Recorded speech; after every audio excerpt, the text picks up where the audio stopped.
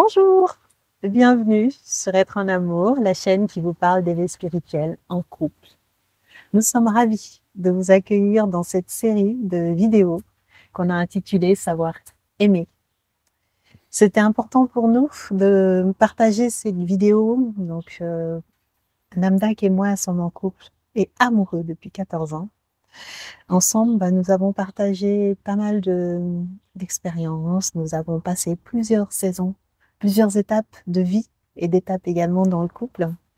Et ça nous semblait important de pouvoir partager sur cette chaîne des clés, justement, que nous avons comprises durant ces 14 années de vie commune et voilà, qui, j'espère, pourront vous inspirer dans vos relations amoureuses pour construire la vie de couple de vos rêves et puis pérenniser cet amour dans le temps.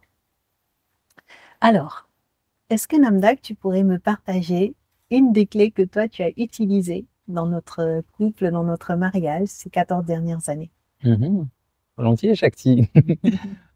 Pour moi, déjà, savoir s'aimer, c'est savoir communiquer.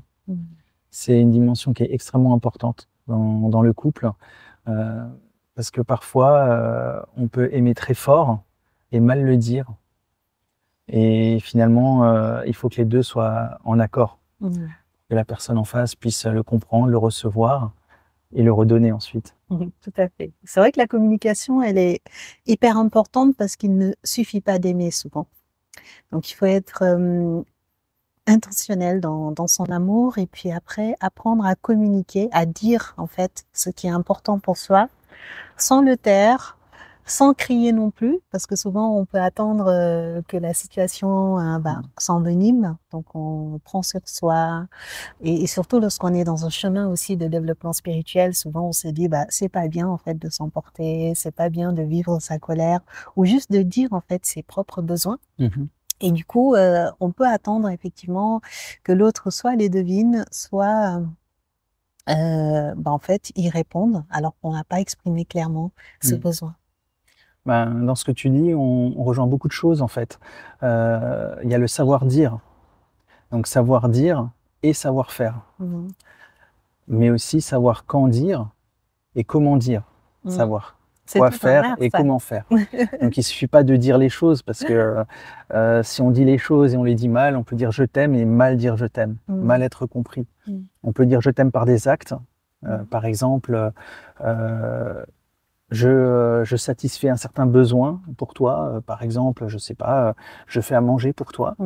Et la personne en face ne voit pas ça comme un acte d'amour et finalement va dire qu'elle manque de câlin, par exemple. Et finalement, on donne un acte d'amour qui n'est pas compris. Donc quand on fait quelque chose, il est aussi bon de dire « j'ai fait ça pour toi par amour ».